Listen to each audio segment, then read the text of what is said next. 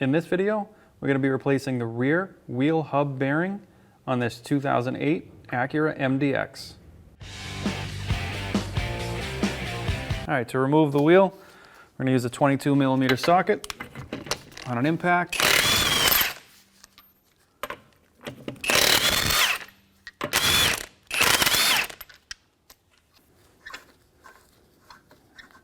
All right, if your wheel happens to be stuck on the hub, what you can do is hit it to free it up. If you do that, you want to leave one lug nut on there, at least a few threads, to stop it from coming off. So ours is free. We'll remove that. And then the wheel. All right, so we're going to remove our caliper. To do that, we have two bolts, top and bottom. They're 12mm. Go ahead and loosen them up now. We're not going to take them all the way out, just going to loosen them up.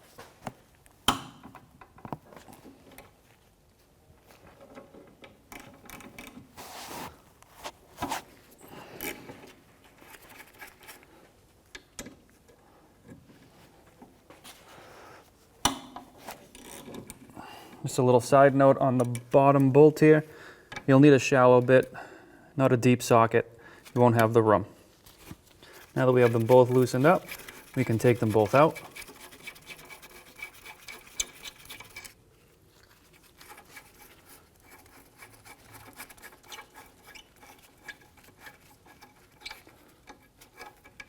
Once you get your caliper free,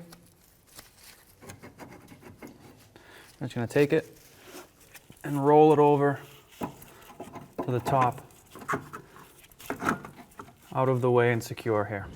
All right, so now we're going to remove our brake pads. Sometimes you can get in with just your hand, get them to come out. Sometimes, like on the back one, just use a flathead screwdriver or a pry bar and just push them out. Our caliper bracket's held in by two bolts.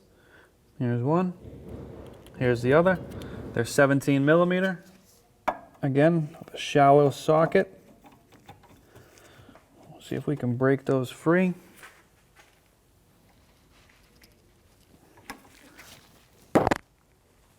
All right.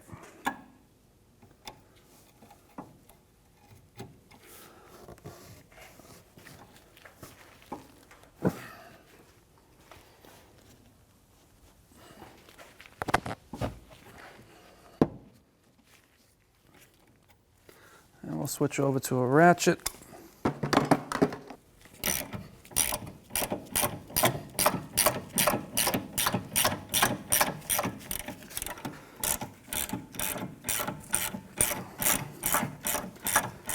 Now on these, just like the caliper itself, you don't want to take one of them all the way out before you take the other.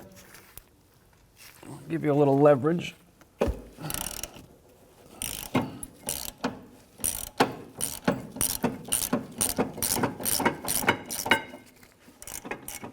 right, now they both broke free, we can just take them right out.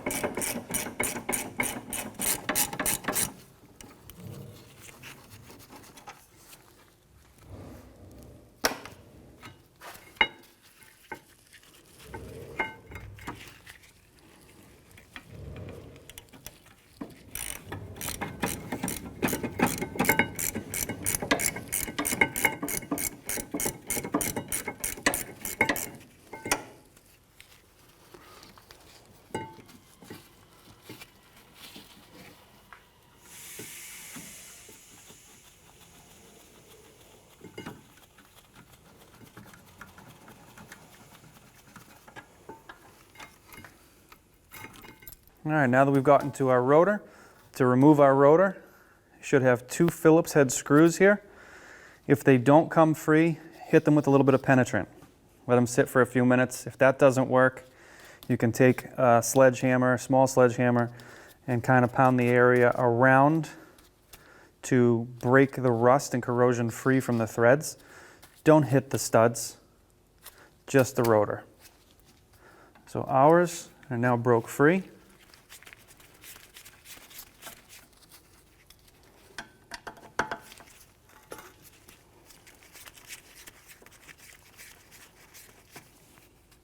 We can set these aside. All right, now that you have your 2 Phillips screws out, your rotor should come straight out. Sometimes it'll need a little help on one side. Just if you're going to use a pry bar or a flathead screwdriver, be careful not to bend your backing plate here. Just try and pull the rotor forward evenly. It should come off. So now that you have your rotor off, there's one note I want to make. On the back of your caliper bracket, between where your caliper went and the knuckle, if these 2 washers did not come out already, go ahead and take a small flathead screwdriver, or pick in our case, and just pop these washers off. We'll pop them off, clean them up, that way we don't lose them. We'll put them back on. We're going to remove these 4 bolts. There's 2 here, 2 on the other side, holding your hub bearing assembly in. It's going to be 17 millimeters, so we're going to put a 17 on a breaker bar and see if we can break them free.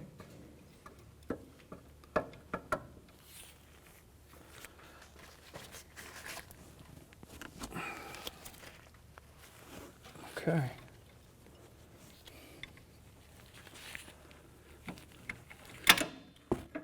Again, so in here we're using a shallow socket just for clearance.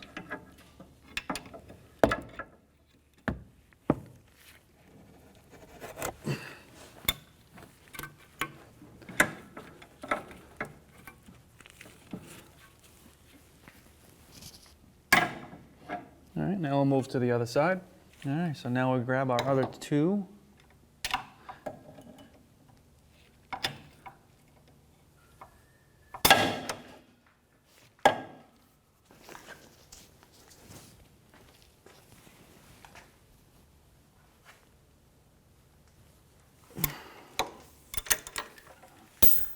All right, now we'll switch over to a ratchet.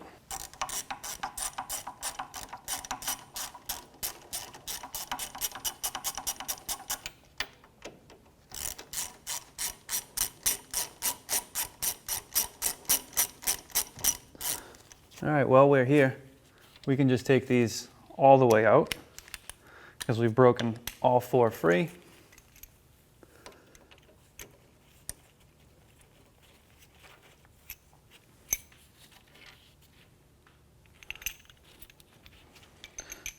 There is a chance that we're going to need to use a slide puller to pull the hub. If that's the case, you want 1 or 2 bolts in by a few threads to stop it from launching out on you. So we're just going to leave 1 down in this corner and 1 in that corner still in place. Now we can move to the other side and remove the bottom one, loosen the top one up most of the way, but leave it in. All right, so we're going to take the spindle nut off and use a flathead screwdriver and just pry up this lock tab a little bit.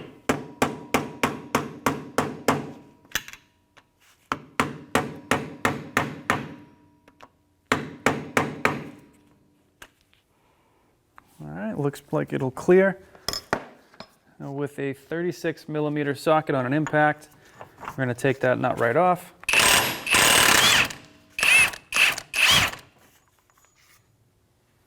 All right, so with our axle nut removed, with our 4 bolts removed, but 2 in the top and bottom corners still in a few threads to hold it in place, now we can try and get our hub removed from the vehicle.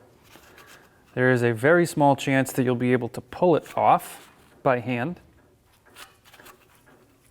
Sometimes a little 4-pound sledge on this face here on the side. A couple of taps in a few different directions might break it free. What you don't want to do is hit your shoes if you're not replacing them. Definitely steer clear of those. All right, you can see we're denting the hub here, which means we're putting some good force into it. And the only reason we can do this is we're replacing this piece. All these studs, this hub, it's all going to be replaced brand new. If you're not replacing this and you're just servicing behind it, don't do this. Grab a puller and pull this straight out. All right, so with the slide hammer set up, that's exactly what it sounds. Just going to slide hammer backwards. Now, if you look in there, we can only get a certain amount of clearance because we left 2 bolts in. So once you can see that it's just about there, we're going to take those 2 bolts out in the back, and then one more hit should take it right out. All right, so now that we took out our 2 bolts holding this on, in case it doesn't want to fall on our feet, you can go ahead, give it a couple more taps backwards. It should pull our hub out. At this point, you just want to be careful. There's going to be a lot of force coming this way, and it's going to be heavy.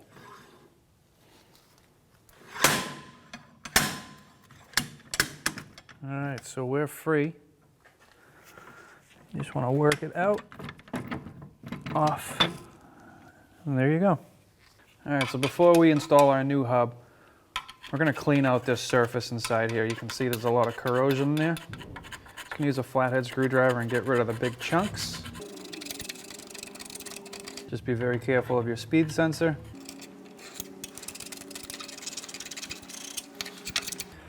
Again, most of the corrosion you're going to see will be on the bottom half.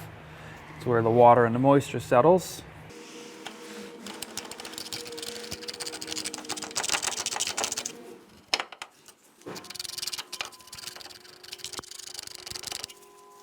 Whatever you can't get out with the screwdriver, you can try and get at with the wire brush.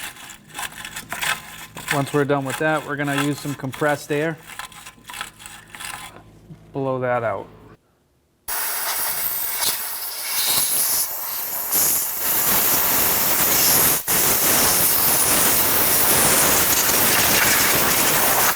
So before we install our new hub, we have cleaned this surface here the best we can. We're also going to make sure the splines are clean as well. We're just going to use a little brake clean, just a quick scrub with a wire brush.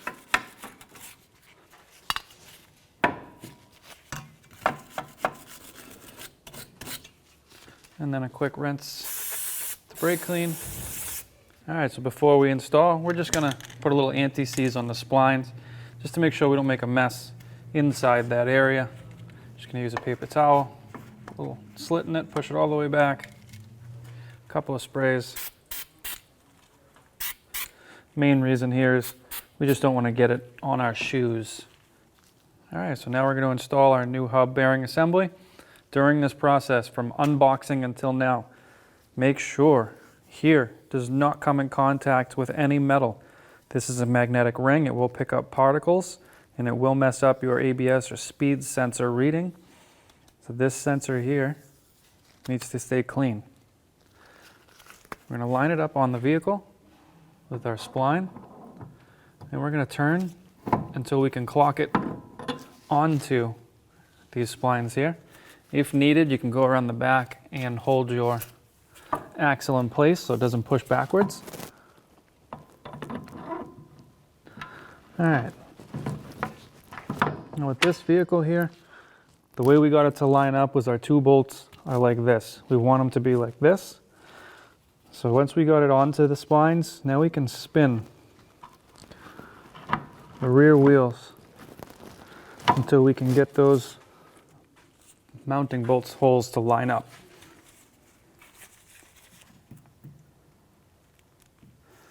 Again, try not to push backwards with your shaft pushing out of position. You want to hold that in position and push your hub in.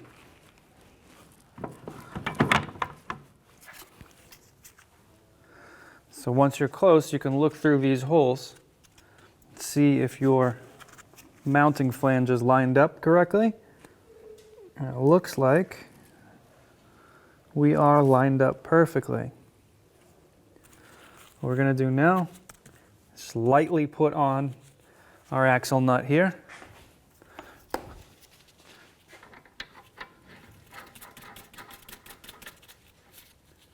I'm just going to put it on enough just to kind of hold it in position while we work on the rest of it. And with our hub in place, we can start reinstalling our 4 bolts.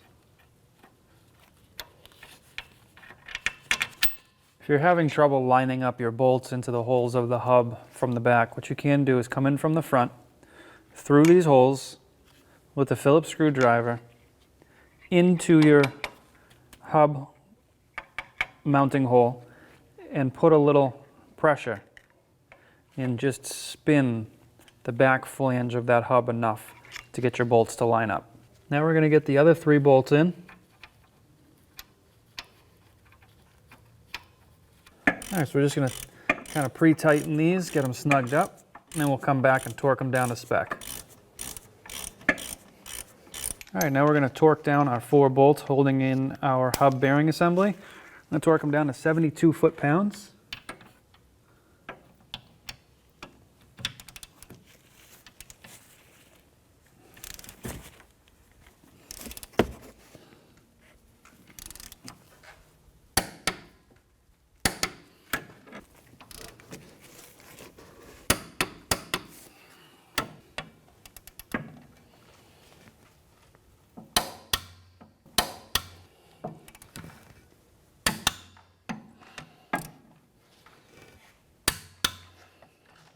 What we're going to do is snug up that axle nut.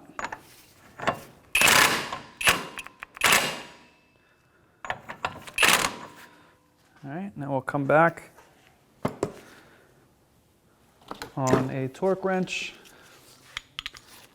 torque it to 181 foot-pounds. All right, now that we have our nut torqued down, we're going to go ahead and punch to lock.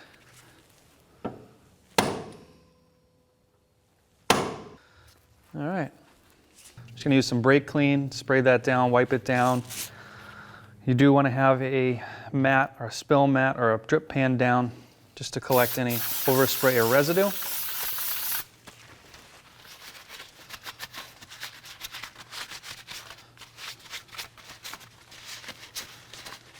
All right, we're going to put some anti-seize on the hub face here before we put our rotor on. What we're going to do though is put a little cardboard between the hub face and our e-brake shoes. You don't want to get any anti-seize on your e-brake shoes. This is just a preventative step.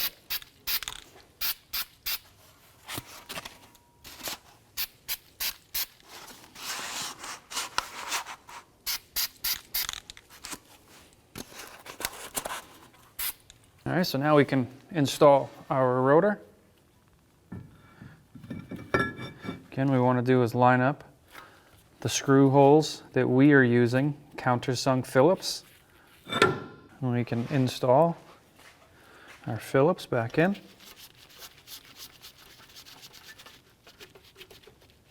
Just going to snug both of them up, make sure it's on even. Just going to give it one extra push just to make sure we're even both sides and tighten them down.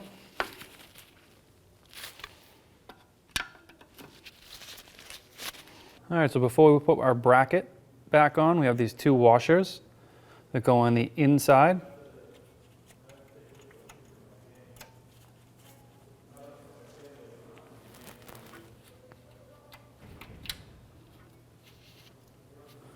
All right, now we can put our caliper bracket in place.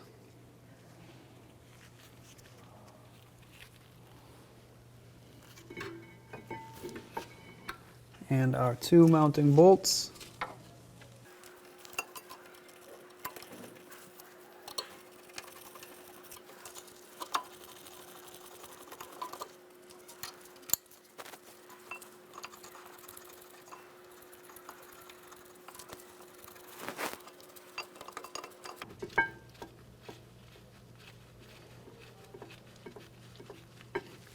All right, with a 17mm socket, we'll tighten these down.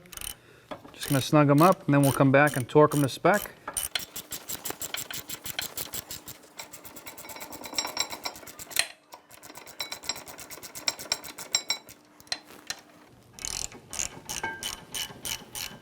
Torque our caliper bracket bolts to 65 foot-pounds.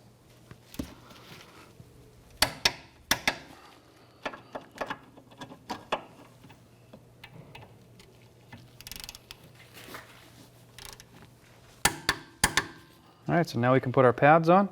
In the process of this, try not to get any grease or oils on the pads themselves. So we'll put the pads on. Just going to line up the tabs. You start in the bottom. line up and press in the top. We'll put our outside pad on.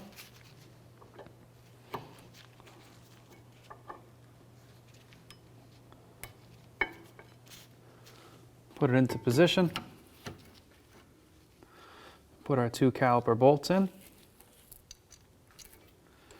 Just going to move that slot at the top a little bit. And now the bottom. If you look closely down here, you can see this little plate, the pin that we were greasing earlier. It's got to fit up against the tab that's there. That'll help you find your hole between the pin and the caliper bracket and the caliper. The closer you can get those together, the easier it is to find the hole. Now we'll go ahead and tighten them down.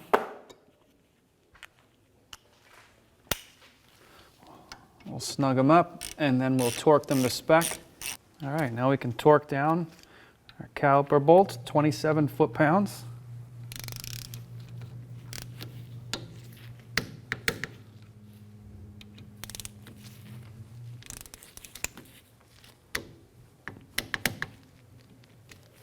All right, we can go ahead and put our wheel back on.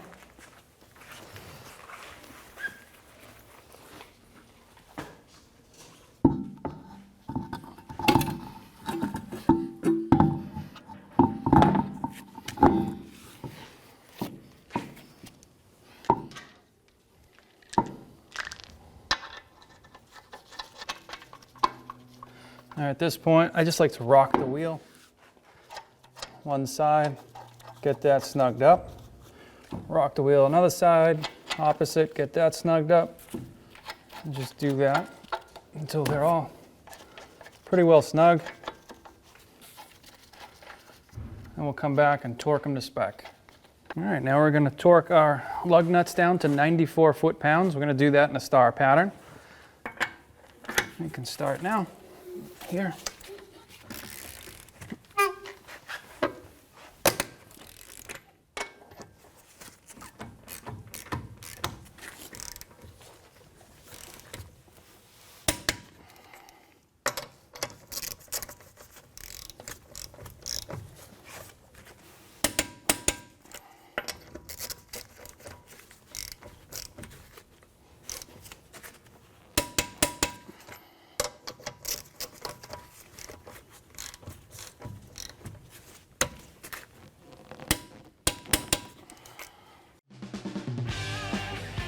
When only the best will do, demand TRQ. The only company that lets you view before you do. TRQ is committed to offering the highest quality aftermarket auto parts that are engineered for peace of mind. Thanks for using and viewing with TRQ.